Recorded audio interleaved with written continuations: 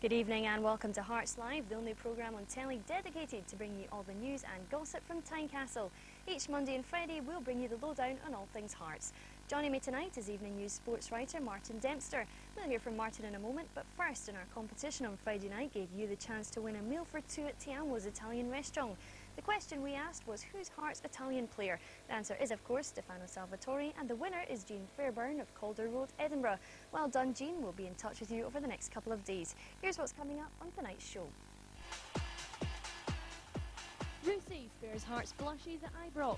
Prime Minister, our top striker, difficult choice for our celebrity jambo. And our player profile looks at Paul Lipke.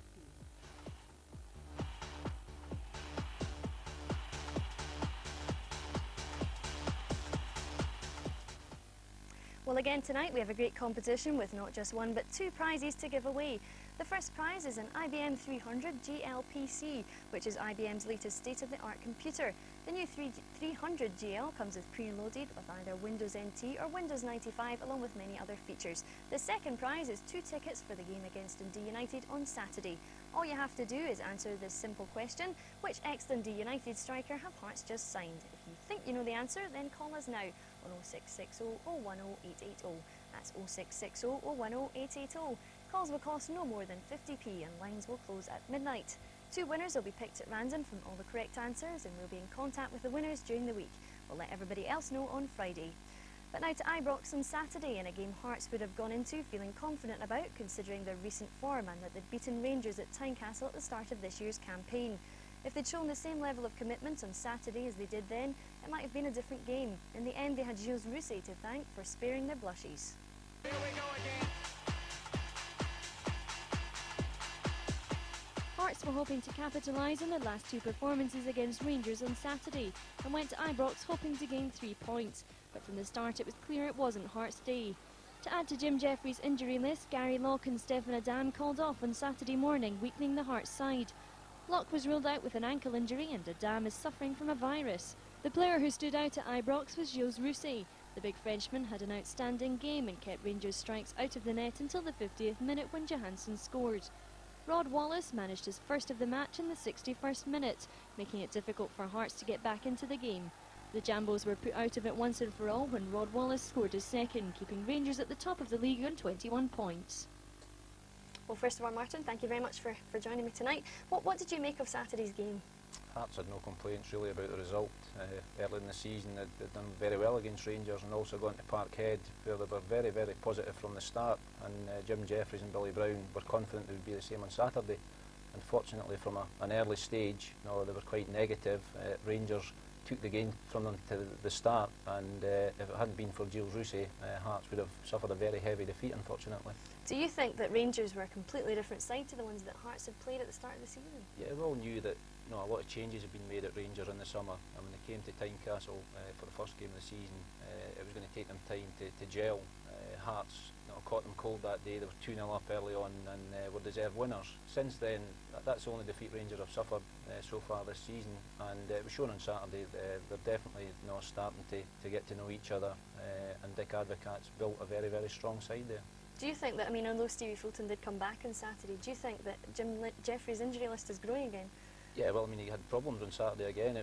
As Jim said on Saturday, every time you get someone back, someone else goes out. That was shown. Stevie Fulton came back on Saturday, Thomas Flogel, and then he loses Gary Locke and Stefan Adam. And Stefan Adam in particular was a big, big loss to Hearts on Saturday. Stefan's not a prolific goal scorer, but he's a fabulous, hard-working player, and he's become very, very important to Hearts since he arrived at the club from Metz.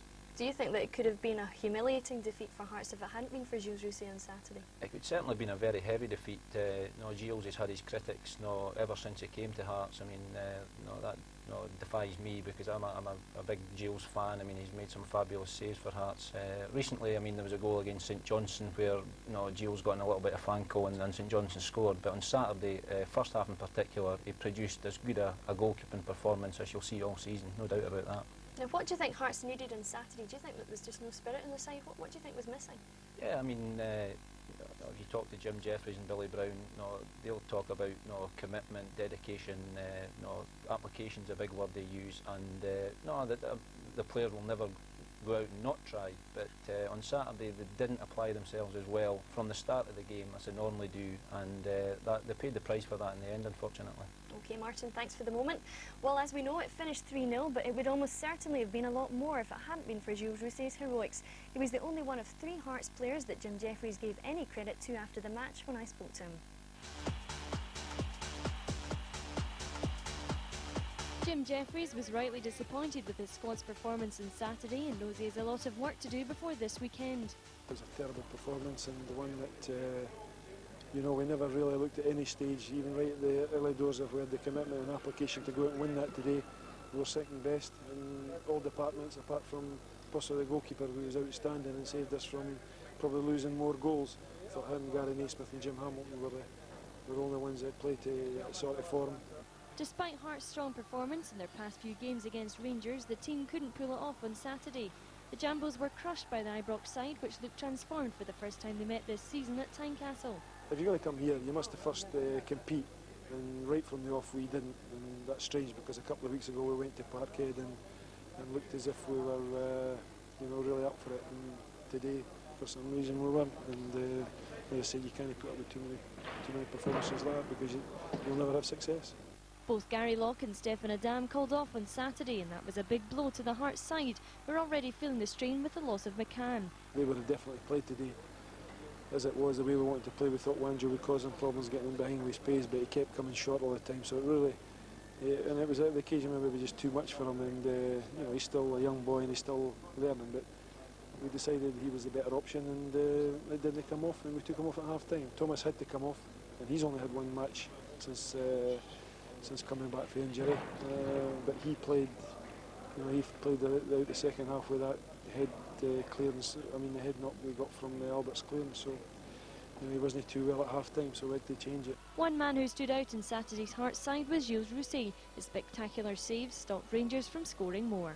First half performance, Gilles Rousset saved us. There wasn't any question about that. As it was, Gary McSwiggan's shot could have put us 1-0 in front, but I think that would have been a travesty. And as I say, we got what we deserved today, and the 3-0 scoreline flattered us.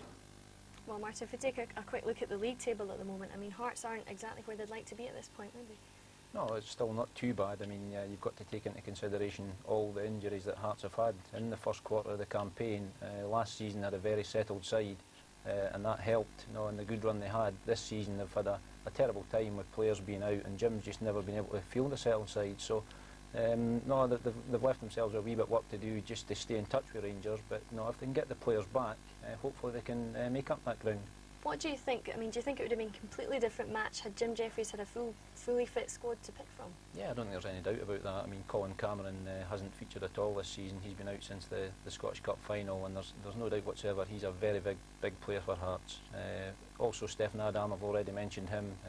He gives Hearts something very strong running option up front. So yeah, if all these players were available, Neil McCann as well, I think Hearts could have, but only if the application was right. That's the important thing. Do you think, I mean, at this stage in the season, people are talking about Rangers running away, I should say, with the title. Can you see that happening, or do you think it's too early to tell? I think the signs are there, the warning signs are there for all the other teams, that Rangers, despite losing at Tynecastle on the first day of the season, have come back from that very well. No, they've got players, Arthur Newman's to come back in, Gordon Durie, Gabriel Amato's not hit any form yet, but if he does, and there's talk of Dick Advocaat spending up to £10 million on a striker, the warning signs are there that Rangers could run away with this title before too long if the other teams don't get their act together. What areas, if any, do you think Jim Jefferies has to strengthen in? Well, I mean, Jim's gone out recently and bought a striker in Gary McSwiggan. He said for a while now that he needed a player who can hold the ball up and also score goals. And Gary McSwiggan can do that for him. It'll take time for him, however, to settle in. In midfield, he's brought in Vincent Guerin, whose pedigree speaks for itself. But again, he'll take maybe a month, just to find his feet in Scottish football. But Jim and Billy Brown never stop looking at players, and if there's an area that they feel needs to be strengthened, they'll do that. OK, Martin, thanks for the moment. Well, the half-time whistle's gone, so it's time for Martin and I to have our half-time team talk. But be sure to join us in the second half, when we'll be taking a closer look at Paul Ritchie and hearing from SNP leader Alex Salmond on his memories as a Jambo. After the break, Alex Salmond on his love affair with Hearts.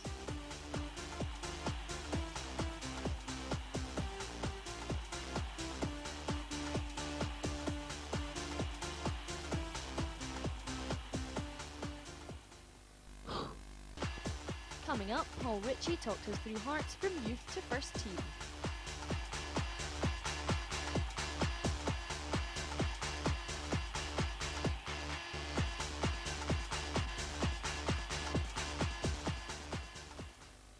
Well, Martin and I have had our pies and bovril, so let's kick off the second half.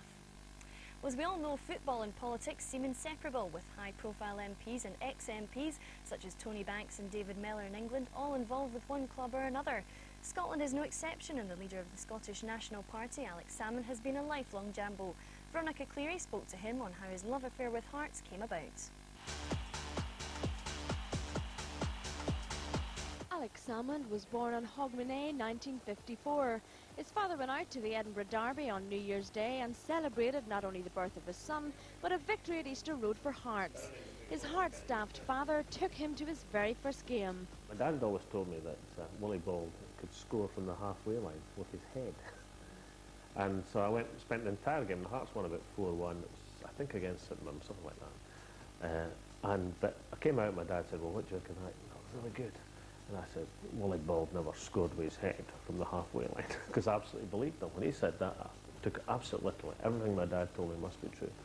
So I was really disappointed that Willie Bald didn't score with a header from the halfway line, but at least I saw King Willie playing at Tynecastle. I'm old enough to do that. And staying on the theme of his father and of things past and present, Alex elaborates on what it was like for him being a Jambo and his father being a Jambo.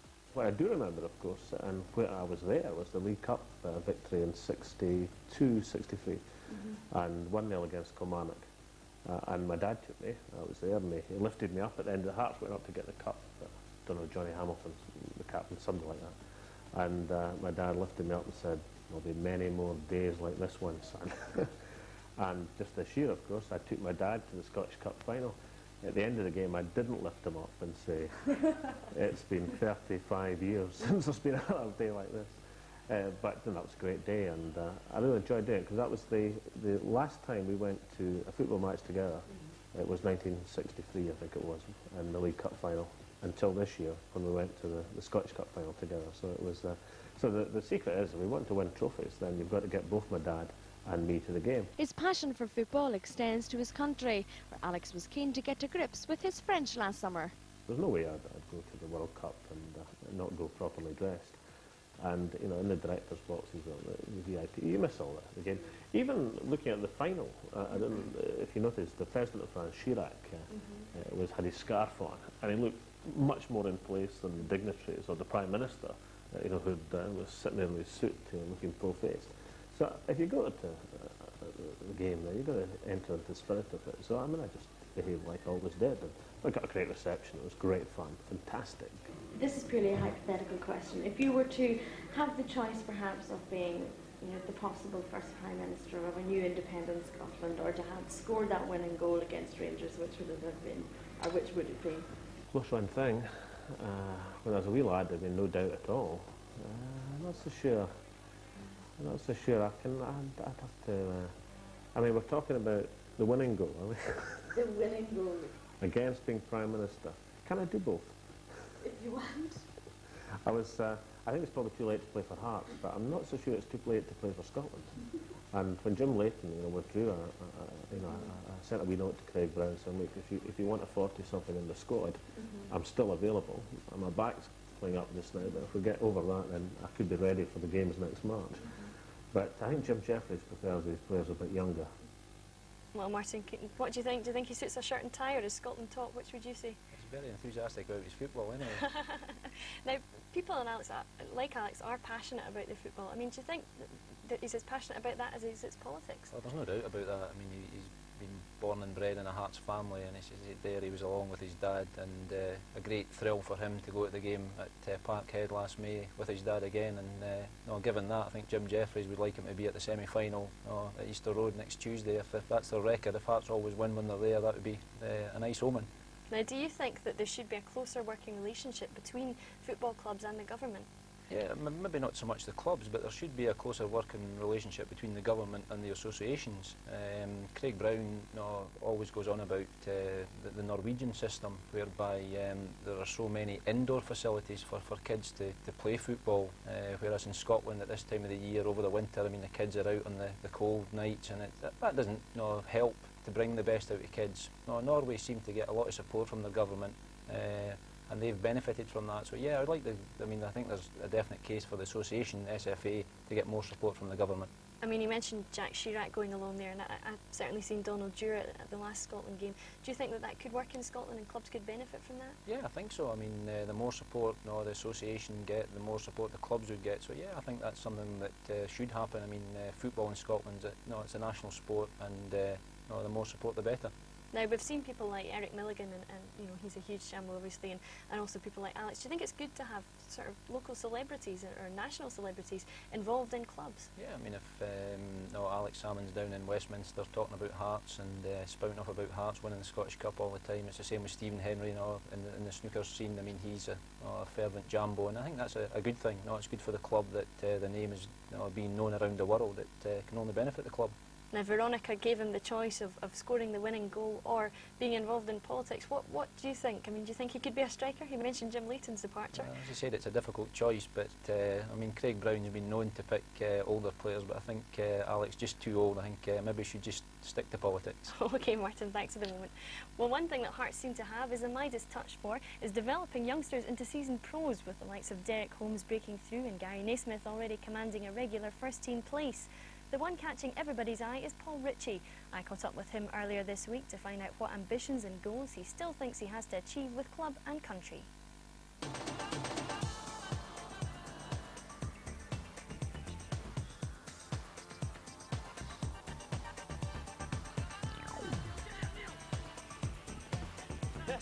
Like many Hearts players, Paul Ritchie is also a Hearts fan.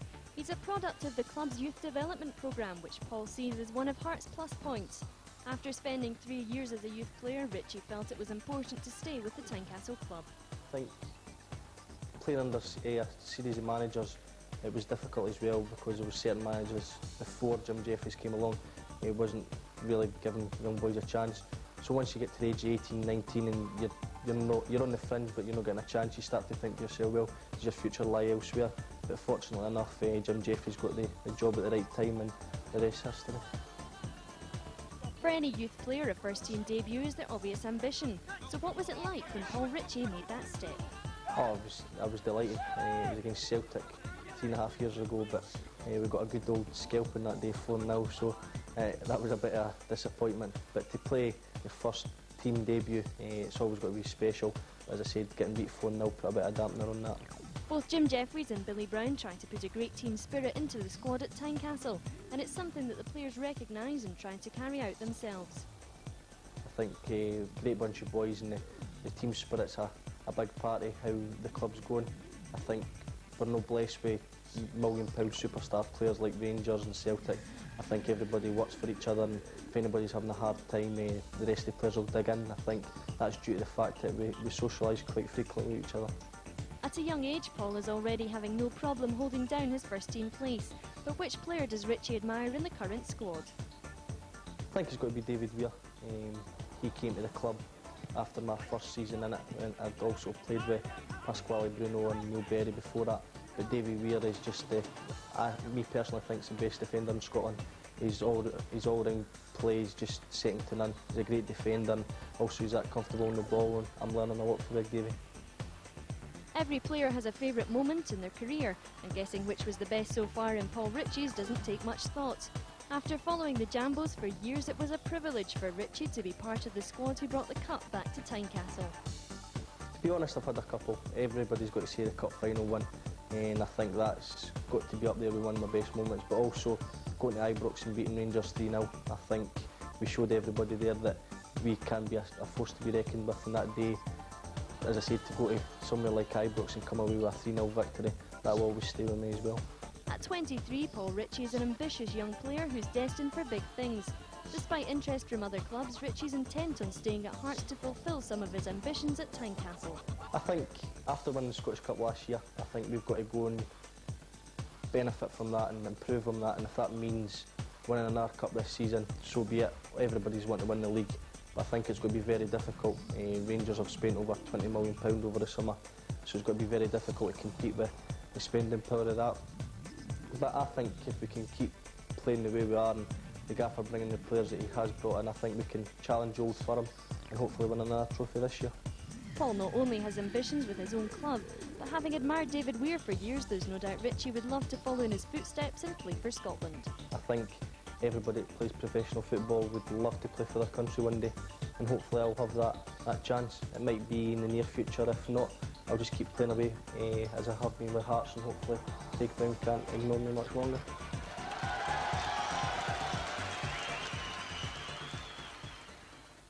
Paul Ritchie there, well, he's been quite a discovery for Hearts, really, hasn't he? Oh, no doubt about that. As you said, his debut wasn't the best of games, no 4-0 against Celtic, but over the last couple of seasons, Paul has been outstanding. I wasn't in his good books today. He didn't seem to be too happy with the match mark that he got for Saturday's game, but I'm a big Paul Ritchie fan. I think he's a smashing player. Now, Jim Jeffries and Billy Brown seem to have this knack in developing some of the young players. I mean, we've seen Derek Holmes come through. Do you think that's one of the things that makes Hearts so successful? Oh, no doubt about that. I mean, no, Paul Ritchie, I mean, when Tommy McLean was manager, I saw Paul Ritchie and saw how down he was, along with people like Gary Locke, Alan Johnson and others. But since Jim and Billy have come to the club, Paul was one of the first youngsters to get his chance, and he's flourished, and that's great credit to Jim and Billy. How difficult do you think it is for people? I mean, we all know that Jim's a busy man. How difficult is it for him to keep his eye on all the up-and-coming young players? Yeah, I think he's a busy man, but he keeps an eye on the up-and-coming young players, and Peter Hooson, who's in charge of what is now the under-21 team, he'll soon let Jim know who's doing what, and Jim and Billy know exactly what's going on. Now, we heard that Paul Ritchie has ambitions not only with Hearts but also with Scotland. Do you think he's knocking on Craig Brown's door now? I think it's past knocking on the door. I think Paul was very, very unlucky not to figure in the games so far in the Euro 2000 campaign, and I think he'll be very, very unlucky if he doesn't make the squad for the next two games against Bosnia and the Czech Republic next March. How difficult do you think it will be for Hearts to hold on to Paul Ritchie? I think the way Paul's been playing, I think there was talk last season that there were clubs looking at him, and if he keeps progressing the way he has done the last couple of years, it will be difficult. But the main thing for Hearts at the moment is that Paul Ritchie just signed a new contract at the end of last season, so they're going to get the next 2-3 years out of him, and hopefully in that time they can win a trophy. OK, Martin, well, thanks for joining me tonight.